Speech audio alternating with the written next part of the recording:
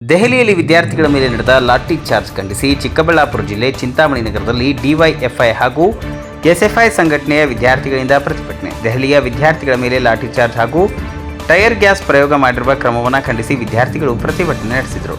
ನಗರದ ಪ್ರಮುಖ ಬೀದಿಗಳಲ್ಲಿ ಸಂಚರಿಸಿ ವಿದ್ಯಾರ್ಥಿಗಳ ಮೇಲೆ ನಡೆಯುತ್ತಿರುವ ದೌರ್ಜನ್ಯದ ವಿರುದ್ಧ ಘೋಷಣೆಗಳನ್ನು ಹಾಕುತ್ತಾ ಕೇಂದ್ರ ಸರ್ಕಾರದ ವಿರುದ್ಧ ಆಕ್ರೋಶವನ್ನು ವ್ಯಕ್ತಪಡಿಸಿದರು. ಈ ವೇಳೆ ಮಾತನಾಡಿದ ಡಿವೈಎಫ್ಐ ಜಿಲ್ಲಾಧ್ಯಕ್ಷ ರಾಜಶೇಖರ್, ಭಾರತ ದೇಶ ಪ್ರಜಾಪ್ರಭುತ್ವ ವ್ಯವಸ್ಥೆಯನ್ನು ಹೊಂದಿದ್ದು ನೀಟ್ ಪ್ರಶ್ನೆ ಪತ್ರಿಕೆ ಸೋರಿಕೆಯಾಗಿರುವುದು ಹಿಂದೇನೂ ಆಗಿದೆ, ಆದರೆ ಇಷ್ಟೊಂದು ಗಂಭೀರವಾಗಿ ಆಗಿರಲಿಲ್ಲ. ಕೋಮುವಾದಿ ಶಕ್ತಿಗಳು ವಿದ್ಯಾರ್ಥಿಗಳನ್ನು ಸಹ ಕೋಮುವಾದದ ದ್ವೇಷ ಬಿತ್ತುವುದು ಸರಿಯಲ್ಲವೆಂದು ಕಿಡಿಕಾರಿದರು. ಈ ಸಂದರ್ಭದಲ್ಲಿ ಪ್ರಗತಿಪರ ಚಿಂತಕರಾದ ಡಾಕ್ಟರ್ ಅನಿಲ್ ಕುಮಾರ್, ಡಿವೈಎಫ್ಐ ಜಿಲ್ಲಾ ಉಪಾಧ್ಯಕ್ಷ ರಮಣ್, ರೈತ ಮುಖಂಡರಾದ ಚನ್ನರಾಯಪ್ಪ, ಕೆಪಿಆರ್ಎಸ್ ಲಕ್ಷ್ಮೀನಾರಾಯಣ್, ತಾಲೂಕು ಮುಖಂಡರಾದ ಆನಂದರೆಡ್ಡಿ, ರಾಜ್ಕುಮಾರ್ ಸೇರಿದಂತೆ ವಿದ್ಯಾರ್ಥಿಗಳು ಹಾಜರಿದ್ದರು. ವರದಿ ಚಾಂಡ್ರಹಳ್ಳಿ ರವಿ, ನ್ಯೂಸ್ ಬ್ಯೂರೋ, ಚಿಂತಾಮಣಿ. ಹೇಗೋದ್ರು ಅವರ ಪೋಸ್ಟ್ಗಳಿಗೆ ಯಾಗೋದ್ರು ಅಂದ್ರೆ ಇದೇ ಎಕ್ಸಾಮಿನೇಷನ್ ಲೀಕ್ ಇಂದ, ಇದೇ ಇನ್ಸ್ಟಿಟ್ಯೂಷನಲೈಸೇಷನ್ ಇಂದ. ನಾನು ವಿದ್ಯಾರ್ಥಿ ಆಗಿದ್ದಾಗ 1998ರಲ್ಲಿ ನಾನು ಸಿಇಟಿ ಬರೆದದ್ದು. ನಾನು ವಿದ್ಯಾರ್ಥಿ ಆಗಿದ್ದಾಗ ಸಿಇಟಿ ಕೋಚಿಂಗ್ ಸೆಂಟರ್ಗಳೇ ಇರಲಿಲ್ಲ ಕರ್ನಾಟಕ ರಾಜ್ಯದಲ್ಲಿ. ಈಗ ನೀವು ನೀಟ್ ಪರೀಕ್ಷೆ ಬರೀಬೇಕು ಅಂತಂದ್ರೆ ಆ ನೀಟ್ ಪರೀಕ್ಷೆಗಿಂತ ಮುಂಚೆ ಪಿಯುಸಿ ಮತ್ತು ಪಿಯುಸಿ ಫಸ್ಟ್ ಇಯರ್ ಮತ್ತೆ ಸೆಕೆಂಡ್ ಇಯರ್ ಅಲ್ಲಿ ನೀವು ಸುಮಾರು 1.5 ಲಕ್ಷದಿಂದ 3.5 ಲಕ್ಷ ರೂಪಾಯಿವರೆಗೂ ಕೂಡ ವರ್ಷಕ್ಕೆ ಫೀಸ್ ಅನ್ನ ಕಟ್ಟಿ ಆ ಇನ್ಸ್ಟಿಟ್ಯೂಷನ್ಗಳಲ್ಲಿ ನೀವು ಓದ್ರೆ ಮಾತ್ರ ನಿಮಗೆ ಸೀಟ್ ಸಿಗ್ತಾ ಇದೆ. ಸಾಮಾನ್ಯ ಜನರು ಓದ್ತಾ ಇದ್ದವರಿಗೆ ಸೀಟ್ ಸಿಗಲ್ಲ. ನನ್ನ ಬಾಳ ಸಂಗಾತಿ ಕೂಡ ಡಾಕ್ಟ್ರು, ಇದೇ ಗವರ್ಮೆಂಟ್ ಫಸ್ಟ್ ಗ್ರೇಡ್ ಕಾಲೇಜಲ್ಲಿ ಪಿಯುಸಿ ಮಾದಂತರು. ಇಲ್ಲಿ ಪ್ರೊಫೆಸರ್ ವಾಸು, ಪ್ರೊಫೆಸರ್ ಚಂದ್ರಶೇಖರ್ ಅಂತ ಹೇಳಿದ್ರು. ಒಬ್ರು ಫಿಸಿಕ್ಸ್, ಒಬ್ರು ಮ್ಯಾಥಮೆಟಿಕ್ಸ್ ಅನ್ನು ಪಾಠ ಮಾಡ್ತಾ ಇದ್ರು.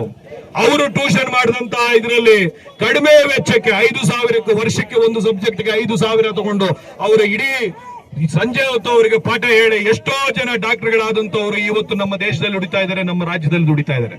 ನಮ್ಮೂರಿಂದ ಇವತ್ತು ಯಾರ್ಯಾರು ಡಾಕ್ಟರ್ಗಳಾಗ್ತಾ ಇದ್ದಾರೆ, ನೀವು ಎಲ್ಲಿ ಓದಿದಿರ ಅಂತ ಕೇಳಿ ಅವರೆಲ್ಲರೂ ಕೂಡ ಇಲ್ಲ ಮಂಗಳೂರಿನ ಆಳ್ವಾಸ್ ಹೇಳ್ತಾರೆ, ಎಕ್ಸ್ಪರ್ಟ್ ಹೇಳ್ತಾರೆ, ಇಲ್ಲ ಈಗ ಚಿಕ್ಕಬಳ್ಳಾಪುರ MLA ಅವ್ರು ನಡೆಸ್ತಾ ಇರ್ತಕ್ಕಂತಹ ಯಾವುದು ಪರಿಶ್ರಮ ಅಕಾಡೆಮಿ ಅಂತಾರೆ. ಇಲ್ಲೂ 4-5 ಅಕಾಡೆಮಿಗಳು ಹೋಗಿದೆ. ಇದು ಏನ್ ತೋರಿಸ್ತಾ ಇದೆ ಅಂತಂದ್ರೆ ಈ ರೀತಿಯಾದಂತಹ ಸಂಸ್ಥೆಗಳನ್ನು ಕಟ್ಟಿ ಎಳೆ ಮನಸ್ಸುಗಳಲ್ಲಿ ಜಾತಿ ಭೇದ ಭಾವವನ್ನು ತುಂಬಿ ಕೋಮಾಂಧತೆಯನ್ನ ತುಂಬಿ ಇವತ್ತು ಧರ್ಮಾಂಧತೆಯನ್ನ ಆಳ್ತಕ್ಕಂಥ ರೀತಿಯಲ್ಲಿ ಇವತ್ತು ನಡೀತಾ ಇದೆ. ಆ ರೀತಿ ಆಳ್ವಿಕೆ ಮಾಡ್ತಕ್ಕಂತಹವರು ಅವರಿಗೆ ಸಹಕಾರ ಕೊಡ್ಲಿಕ್ಕೆ ಬೇಕಾಗಿರ್ತಕ್ಕಂಥ ಅಧಿಕಾರ ವರ್ಗವನ್ನು ಕೂಡ ಅವರು ಅಂತವರನ್ನೇ ಆಯ್ಕೆ ಮಾಡ್ಕೊಳ್ತಾ ಇದ್ದಾರೆ. ಯಾರು ಸಾಮಾನ್ಯ ಜನರಲ್ಲಿ ಬೆಳೆದು ಬಂದಿರ್ತಾರೆ, ಸಾಮಾನ್ಯ ಕುಟುಂಬಗಳಲ್ಲಿ ಬೆಳೆದು ಬಂದಿರ್ತಾರೆ. ಸಾಮಾನ್ಯವಾಗಿ ನಮ್ಮಲ್ಲಿ ಕುವೆಂಪು ಏನ್ ಹೇಳಿದ್ರು, ನಮ್ಮ ರಾಜ್ಯವನ್ನ ಸರ್ವ ಜನಾಂಗದ ಶಾಂತಿಯ ತೋಟ ಅಂತ ಕರೆದ್ರು.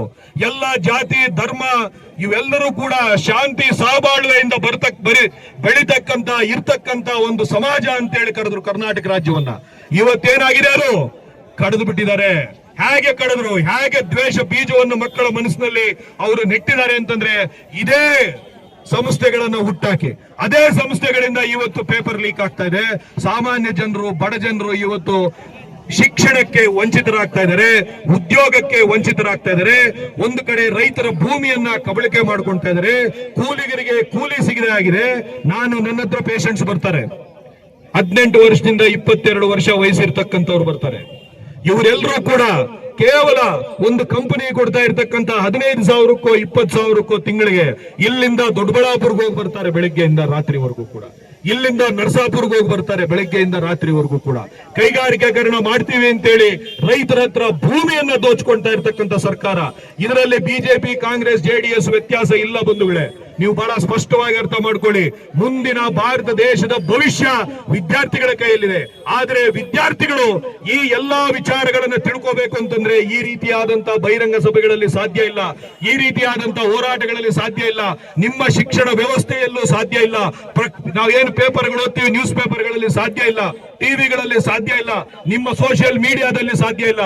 ನೀವು ವಿದ್ಯಾರ್ಥಿ ಸಂಘಟನೆ ಆದಂತಹ SFI, DYFI ಅಲ್ಲಿ ಸಂಘಟಿತರಾದ್ರೆ ಮಾತ್ರ ದೇಶದಲ್ಲಿ ಏನ್ ನಡೀತಾ ಇದೆ, ನಮ್ಮ ಬದುಕು ಹೆಂಗಿದೆ ಅಂತೇಳಿ ಅರ್ಥ ಮಾಡ್ಕೊಳ್ಳಿಕ್ಕೆ ಸಾಧ್ಯ ಆಗ್ತದೆ. ಬೇರೆ ಇವತ್ತು ABVP ವಿದ್ಯಾರ್ಥಿ ಸಂಘಟನೆ ಇತ್ತು, ಇಷ್ಟು ದೊಡ್ಡ ಕರ್ಮಕಾಂಡ ವಿದ್ಯಾರ್ಥಿಗಳ ಮೇಲೆ ನಡೀತಾ ಇದೆ. ಮೊನ್ನೆ ನಡೆದಂತ ಲಾಠಿ ಚಾರ್ಜ್ ಅಲ್ಲಿ ಆಸ್ಪತ್ರೆಯಲ್ಲಿದ್ದಂತ ಒಬ್ಬ 22 ವಯಸ್ಸಿನ ಒಬ್ಬ ಹೆಣ್ಣು ಮಗಳು ನಿನ್ನೆ ಸಾವಪ್ಪಿದ್ದಾಳೆ. ಯಾರು ಇದಕ್ಕೆ ಹೊಣೆ? ಮೋದಿ ಹೊಣೆಗಾರಿಕೆ ಹೊಣಿತಾನ? ಧರ್ಮೇಂದರ್ ಪ್ರಧಾನ ಹೊಣೆಗಾರಿಕೆ ಹೊಡಿತಾರ ಅಥವಾ ಪೊಲೀಸನ್ನ ಚೂ ಬಿಟ್ಟ ಅಮಿತ್ ಶಾ ಮಾಡ್ತಾನ? ನಿಜವಾದ ಪೊಲೀಸ್ ಅಲ್ಲಿಲ್ಲ. ಅವರು ಟ್ರೈನ್ ಮಾಡಿದಂತಹ ಗೂಂಡಾಗಳು, ಅವರು RSS ಮತ್ತೆ ಬಜರಂಗ್ ದಳ್ ಮತ್ತೆ ಶ್ರೀರಾಮ ಸೇನೆ ಇವೆಲ್ಲರೂ ಯಾರ್ಯಾರು ಟ್ರೈನ್ ಮಾಡಿದ್ದಾರೆ ಅಂತ ಗೂಂಡಾಗಳ ಕೈಯಲ್ಲಿ ಲಾಠಿಗಳನ್ನು ಕೊಟ್ಟು, ಆ ಲಾಠಿಗಳಿಗೆ ಮುಳ್ಳಿರ್ತಕ್ಕಂತ ಮಳೆ ಇರ್ತಕ್ಕಂತ ಲಾಠಿಗಳನ್ನು ಕೊಟ್ಟು ಸಾಮಾನ್ಯ ವಿದ್ಯಾರ್ಥಿಗಳ ಮೇಲೆ ಲಾಠಿ ಚಾರ್ಜ್ ಮಾಡಿದ್ದಾರೆ. ವಿದ್ಯಾರ್ಥಿಗಳು ಹಿಂದೆ ಸರಿದಿಲ್ಲ.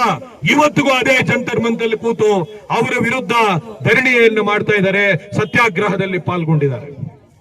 ಇದನ್ನ ನೀವು ಅರ್ಥ ಮಾಡ್ಕೊಳ್ಬೇಕು. ಯಾಕೆ ಇವತ್ತು ನಾನೇನು ಈಗ ಓದ್ತಾ ಇಲ್ಲ, ನಾನೇನು ಎಂಟ್ರೆನ್ಸ್ ಬರೀತಾ ಇಲ್ಲ. ಈಗ ಇಲ್ಲಿರ್ತಕ್ಕಂತಹ ಇದನ್ನ ಆರ್ಗನೈಸ್ ಮಾಡಿರ್ತಕ್ಕಂಥ ರಾಜಶೇಖರ್ ವಕೀಲರಾಗಿದ್ದಾರೆ, ಸೋಮಶೇಖರ್ ವಕೀಲರಾಗಿದ್ದಾರೆ, ಇವರೆಲ್ಲ ವಕೀಲ ವೃತ್ತಿ ಇದೆ. ಇದುವರೆಗೂ ಕೂಡ ಸುಮಾರು 152 ಇಂತಹ ದೊಡ್ಡ ಪರೀಕ್ಷೆಗಳ ಒಂದು ಪ್ರಶ್ನೆ ಪತ್ರಿಕೆಗಳು ಸೋರಿಕೆ ಆಗಿದೆ. ಯಾಕಾಗಿದೆ ಈ ಸೋರಿಕೆ? ಈ ಪ್ರಶ್ನೆ ಎತ್ತಿದಾಗ ಕೆಲವರು ಮಾಧ್ಯಮದವರು ಮತ್ತೆ ಕೆಲವರು ಕೇಳ್ತಾ ಇರೋದೇನಪ್ಪಾ ಅಂತಂದ್ರೆ, ಈಗ ಬಿಜೆಪಿ ಸರ್ಕಾರದಲ್ಲಿ ಮಾತ್ರ ಈ ಲೀಕ್ ಆಗ್ತಾ ಇದೆಯಾ? ಮುಂಚೆ ಕಾಂಗ್ರೆಸ್ ಮತ್ತೆ JDS ಸರ್ಕಾರ ಇದ್ದಾಗ ಲೀಕ್ ಆಗಿಲ್ವಾ ಅಂತ ಇದ್ದಾರೆ. ಹೌದು, ಅವಾಗ್ಲೂ ಲೀಕ್ ಆಗಿದೆ, ಈಗಲೂ ಲೀಕ್ ಆಗ್ತಾ ಇದೆ. ಆದ್ರೆ ಆವಾಗ ಲೀಕ್ ಆಗ್ತಾ ಇದ್ದಕ್ಕೋ ಇವಾಗ ಲೀಕ್ ಆಗ್ತಾ ಇದಕ್ಕೋ ಒಂದು ವ್ಯತ್ಯಾಸ ಇದೆ. ಆ ವ್ಯತ್ಯಾಸವನ್ನ ನಾವು ಇಲ್ಲಿ ಗಮನಿಸ್ತಾ ಇದ್ರೆ, ನಾನು ಹೇಳ್ತಾ ಇದ್ದೀನಿ, ಇವತ್ತು ನಾನು ಇದೇ ಊರಲ್ಲಿ ಬೆಳೆದಂತವನು, ಈಗ ಇದೇ ಊರಲ್ಲಿ ಇರ್ತಾ ಇರ್ತಕ್ಕಂಥವನು, ನಮ್ಮ ವಿದ್ಯಾರ್ಥಿಗಳಿಗೆ ಮುಂದಿನ ದಿವಸಗಳಲ್ಲಿ ಭವಿಷ್ಯ ಇಲ್ಲ. ಇವತ್ತು ಕೋಮು ದ್ವೇಷವನ್ನ ವಿದ್ಯಾರ್ಥಿಗಳಲ್ಲಿ ಬಿತ್ತಲಾಗಿದೆ. ಜಾತಿ ಧರ್ಮಗಳ ಮಧ್ಯೆ ಒಂದು ದ್ವೇಷವನ್ನ ಬಿತ್ತಿ ಇವತ್ತು ಒಂದು ಕೋಮುವಾದಿ ದ್ವೇಷ ರಾಜಕಾರಣವನ್ನ ಇವತ್ತು ಮಾಡ್ಲಿಕ್ಕೆ ಇವೆಲ್ಲವೂ ಕೂಡ ಸಹಕಾರವಾಗಿ ಮಾಡ್ತಾ ಇದ್ದಾರೆ ಅನ್ನೋದನ್ನ ನಾವು ಅರ್ಥ ಮಾಡ್ಕೊಳ್ಬೇಕಾಗ್ತದೆ. ಇದು ಕೇವಲ ಒಂದು ಪ್ರಶ್ನೆ ಪತ್ರಿಕೆಯ ಲೀಕ್ ಮಾತ್ರ ಅಲ್ಲ. ಬಹಳ ಗಮನವಿಟ್ಟು ಕೇಳಿ ದಯವಿಟ್ಟು ವಿದ್ಯಾರ್ಥಿಗಳು. ಇವತ್ತೇನಾಗ್ತಾ ಇದೆ ದೇಶದಲ್ಲಿ, ನಾವು ನಮ್ಮದು ಪ್ರಜಾಪ್ರಭುತ್ವ ವ್ಯವಸ್ಥೆ. ಯಾವ ರೀತಿಯಾದಂತ ಪ್ರಜಾಪ್ರಭುತ್ವದಲ್ಲಿ ಅನೇಕ ವಿಧಾನಗಳಿದೆ. ನಮ್ಮದು ಭಾರತ ದೇಶದ ಸಂವಿಧಾನವನ್ನು ಬರೆದಂತ ಅವರು, ನಾವು ಚುನಾವಣೆ ಮಾಡ್ಕೊಂಡಿರ್ತಕ್ಕಂಥದ್ದು, ಆಯ್ಸ್ಕೊಂಡಿರ್ತಕ್ಕಂಥದ್ದು ಸಂಸದೀಯ ಪ್ರಜಾಪ್ರಭುತ್ವ ವ್ಯವಸ್ಥೆ, ಪಾರ್ಲಿಮೆಂಟರಿ ಡೆಮೋಕ್ರಸಿ ಅಂತ ಕರಿತೀವಿ. ಈ ಸಂಸದೀಯ ಪ್ರಜಾಪ್ರಭುತ್ವ ವ್ಯವಸ್ಥೆಯಲ್ಲಿ ನಾವು ಮತವನ್ನ ಚಲಾಯಿಸಿ ನಮ್ಮನ್ನು ಆಳ್ವಿಕೆ ಮಾಡಲಿಕ್ಕೆ ಬೇಕಾಗಿರ್ತಕ್ಕಂಥ ನಾಯಕರನ್ನ ನಾವೇ ಚುನಾವಣೆ ಮಾಡಿ ಅವರನ್ನ ಆಯ್ದು ಕಳಿಸ್ತೇವೆ. ಅಲ್ಲಿ ಹೋಗಿ ಅವರು ನಮ್ಮ ಪರವಾದಂತ ಕಾನೂನುಗಳನ್ನ ಮಾಡಬೇಕಾಗ್ತದೆ. ಆ ರೀತಿ ಕಾನೂನುಗಳನ್ನ ಮಾಡಿದಾಗ ಅದನ್ನ ಜಾರಿ ಮಾಡಬೇಕಾಗಿರ್ತಕ್ಕಂಥವ್ರು ಯಾರು? ಕಾನೂನು ಮಾಡತಕ್ಕಂಥದ್ದು ಪಾರ್ಲಿಮೆಂಟ್ ಮತ್ತೆ ಅಸೆಂಬ್ಲಿಯಲ್ಲಿ, ಅದನ್ನ ಜಾರಿ ಮಾಡಬೇಕಾಗಿರ್ತಕ್ಕಂಥದ್ದು ಅಧಿಕಾರಿಗಳು, ಎಕ್ಸಿಕ್ಯೂಟಿವ್ ಅಂತ ಕರಿತೇವೆ. ಆ ಅಧಿಕಾರ ಸ್ಥಾನಗಳನ್ನ ತುಂಬಿಸ್ಲಿಕ್ಕೆ ಈ ರೀತಿಯಾದಂತ ಪರೀಕ್ಷೆಗಳು, ಎಂಟ್ರೆನ್ಸ್ ಎಕ್ಸಾಮ್ ಇದೆ. ಅಂದ್ರೆ ಇಲ್ಲೀಗ ಪೊಲೀಸ್ ಅವರು ಬಂದು, ನೀವು ವಿದ್ಯಾರ್ಥಿಗಳು ಎಲ್ಲ ರಸ್ತೆ ರೋಕೋ ಮಾಡಿದಿರಿ, ಎಲ್ಲರಿಗೂ ತೊಂದರೆ ಆಗ್ತಾ ಇದೆ ಅಂತೇಳಿ 10 ನಿಮಿಷಗಳ ಕಾಲ ತೊಂದರೆ ಅನುಭವಿಸ್ಲಿಕ್ಕೆ ಸಾಧ್ಯ ಇಲ್ಲ ಈ ಪೊಲೀಸ್ ಅವರು. ಅದೇ ವಿದ್ಯಾರ್ಥಿಗಳು ಜೀವನ ಪೂರ್ತಿ ಕಷ್ಟಪಟ್ಟು 2 ವರ್ಷ 3 ವರ್ಷ ಸತತವಾಗಿ ಓದಿ ಹಗಲು ರಾತ್ರಿ ನಿದ್ದೆಗೆಡಿಸ್ಕೊಂಡು ಅವರಿಗೆ ಅವರ ಒಂದು ಪ್ರಯತ್ನದಿಂದ ಅವರಿಗೆ ಯಶಸ್ಸು ಸಿಗದಿದ್ರೆ ಅವರು ಬೀಳೋದಿಲ್ಲ. ಆದ್ರೆ ಯಾವನೋ ಒಬ್ಬ ಎಕ್ಸಾಮಿನೇಷನ್ ನಡೆಸ್ತಾ ಇದ್ದಂತವರು ಲೀಕ್ ಮಾಡಿದಂತ ಕಾರಣಕ್ಕೆ ಇವನು ವಂಚಿತನಾದ್ರೆ ಅವರು ಆತ್ಮಹತ್ಯೆ ಮಾಡಿಕೊಂಡಿರ್ತಕ್ಕಂಥವ್ರು 26 ಜನ ವಿದ್ಯಾರ್ಥಿಗಳು ದೇಶದಲ್ಲಿ. ಇದರ ವಿರುದ್ಧ ಪ್ರತಿಭಟನೆ ಮಾಡ್ತಾ ಇದ್ರೆ, ಅಂಬೇಡ್ಕರ್ ನಮ್ಗೆಲ್ಲರಿಗೂ ಗೊತ್ತು, ಅಂಬೇಡ್ಕರ್ ಈ ಸಂವಿಧಾನವನ್ನ ಈ ದೇಶಕ್ಕೆ ಕೊಟ್ಟಂತಹ ಮಹಾನಾಯಕ. ಆ ಸಂವಿಧಾನದಲ್ಲಿ ಒಂದು ಬಹಳ ಮುಖ್ಯವಾದ ವಿಷಯ ಹೇಳಿದ್ದಾರೆ, ಇದನ್ನ ಯಾರೂ ಕೂಡ ಪ್ರಸ್ತಾವನೆ ಮಾಡ್ತಾ ಇಲ್ಲ. ಏನ್ ಹೇಳಿದ್ದಾರೆ ಅಂಬೇಡ್ಕರ್ ಸಂವಿಧಾನದಲ್ಲಿ?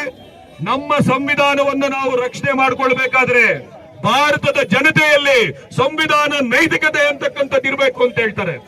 ಏನು ಈ ಕಾನ್ಸ್ಟಿಟ್ಯೂಷನಲ್ ಮೊರಾಲಿಟಿ ಅಂದ್ರೆ? ಸಂವಿಧಾನ ನೈತಿಕತೆ ಅಂದ್ರೆ ಏನು ಅಂತಂದ್ರೆ, ನಾವು ಚುನಾವಣೆ ಮಾಡಿ ಕಳಿಸಿದಂತ ಯಾರು ನಾಯಕರಿದ್ದಾರೆ, ಯಾರು MP ಗಳಿದ್ದಾರೆ, ಯಾರು MLA ಗಳಿದ್ದಾರೆ, ಯಾರು ಪ್ರೈಮ್ ಮಿನಿಸ್ಟರ್ ಇದ್ದಾರೆ, ಯಾರು ಚೀಫ್ ಮಿನಿಸ್ಟರ್ ಇದ್ದಾರೆ, ಅವರು ಜನಪರವಾದಂತ ಆಡಳಿತ ಮಾಡದಿದ್ರೆ, ಅವರು ಸಂವಿಧಾನಬದ್ಧವಾಗಿ ನಡ್ಕೊಳ್ತಾ ಇದ್ರೆ, ಸಂವಿಧಾನದ ಮೂಲ ಆಶಯಗಳಾದ ಸ್ವಾತಂತ್ರ್ಯ, ಪ್ರಜಾಪ್ರಭುತ್ವ, ಸಮಾನತೆ, ನ್ಯಾಯ, ಭ್ರಾತೃತ್ವ, ಸೆಕ್ಯುಲರಿಸಂ ಇದರ ವಿರುದ್ಧ ಏನಾದರೂ ಅವರು ನಡೀತಾ ಇದ್ರೆ ಆಗ ಜನತೆ ಬೀದಿಗಿಳಿದು ಅವರ ವಿರುದ್ಧ ಪ್ರತಿರೋಧವನ್ನು ಒಡ್ಡಬೇಕು. ಹಾಗೆ ಒಡ್ಡಿದಾಗ ಮಾತ್ರ ನಾವು ಸಂವಿಧಾನ ನೈತಿಕತೆಯನ್ನ ಪ್ರದರ್ಶನ ಮಾಡಿದಂಗೆ ಅಂತೇಳಿ ಅಂಬೇಡ್ಕರ್ ಹೇಳ್ತಾರೆ. ಇದನ್ನು ಯಾವತ್ತು ಭಾರತ ದೇಶ ಮಾಡೋದಿಲ್ವೋ ಆವತ್ತು ನಮ್ಮ ಸಂವಿಧಾನ ಸತ್ತೋಗುತ್ತೆ ಅಂತೇಳಿ ಅವರು ಬಹಳ ಸ್ಪಷ್ಟವಾಗಿ ಸಂವಿಧಾನವನ್ನ ಈ ನಾಡಿಗೆ ಅರ್ಪಿಸಿದಂತ ದಿನ 1945ರಲ್ಲಿ ಅವರು ಬಹಳ ಸ್ಪಷ್ಟವಾಗಿ ಹೇಳಿದ್ದಾರೆ. 49ರಲ್ಲಿ ಈಗ ಏನಾಗಿದೆ ನಮ್ಮ ದೇಶ